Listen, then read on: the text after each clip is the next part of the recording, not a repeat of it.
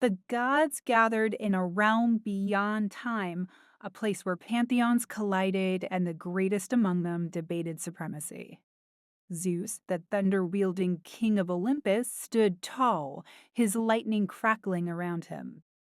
But here, in this place, his authority was not absolute, for he faced beings whose power exceeded even his own. First among them was Kratos, the god of war, a figure Zeus knew all too well.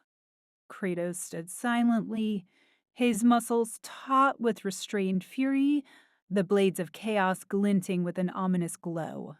Zeus had once fallen to Kratos, defeated by his unyielding resolve and boundless strength. Kratos didn't possess the grandeur of Zeus's storms or the majesty of Olympus, but he was a relentless force, unshaken by gods or titans. He needed no divine domain. His strength was forged through hardship, his victories earned through blood. Beside Kratos stood Amaterasu, the radiant sun goddess of the Shinto pantheon. Her presence was overwhelming, yet serene, as golden light radiated from her form, warming even the cold void of this gathering. Zeus felt the heat of her gaze as though her light pierced his very essence. She was no mere wielder of storms or fire, she was the sun itself, the source of life and order. While Zeus could summon tempests, Amaterasu could purify the chaos itself, banishing darkness with a single thought. She was light eternal, beyond the reach of Zeus's fleeting thunder. Then came Gaia, the earth itself made manifest. Zeus faltered as he looked upon her, for she was his grandmother, the very being from which all life sprung. Her form was vast, her presence ancient and enduring. Mountains rose and crumbled with her every step, and the ground trembled at her whisper. Zeus knew her power well. It was Gaia who had birthed the Titans, who had conspired against him and unleashed monstrosities to challenge his reign. She was older than the heavens he ruled, and her power was boundless. Zeus ruled the skies, but Gaia was the foundation of existence, a force he could never truly conquer. As if the cosmos darkened, Nyx emerged from the shadows, her figure cloaked in the endless night. Zeus shuddered, though he dared not show it. Nyx was no ordinary goddess. She was primordial, a being older than time, embodying the darkness that even light feared.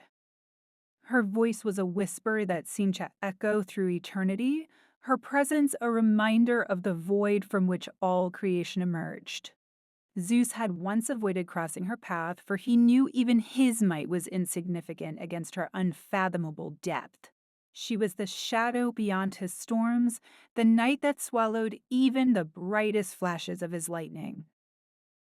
Finally, a figure cloaked in wisdom and power stepped forward, Odin, the all-father of the Norse gods.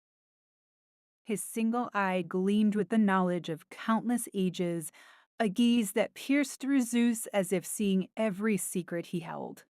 In his hand, Odin carried Gungnir, his enchanted spear, and his presence was amplified by the ravens perched on his shoulders. Unlike Zeus, Odin did not rely solely on strength. His mastery of magic and runes allowed him to shape the very fabric of reality. He was a strategist, a seeker of knowledge who had sacrificed more than Zeus could comprehend.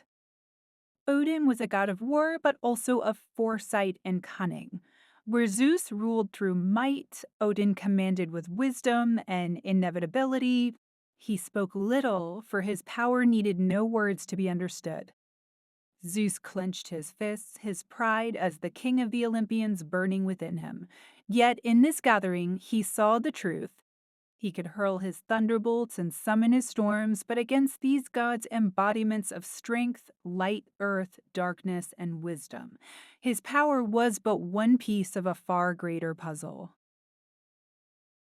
Here among these gods, Zeus was no longer king.